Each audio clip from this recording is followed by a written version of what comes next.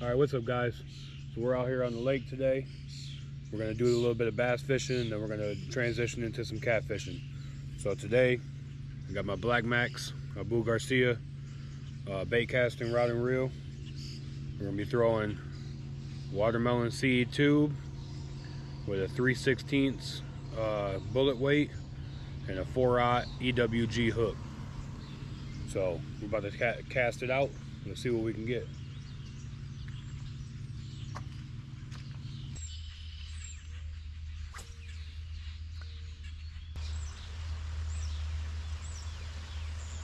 There he is, guys.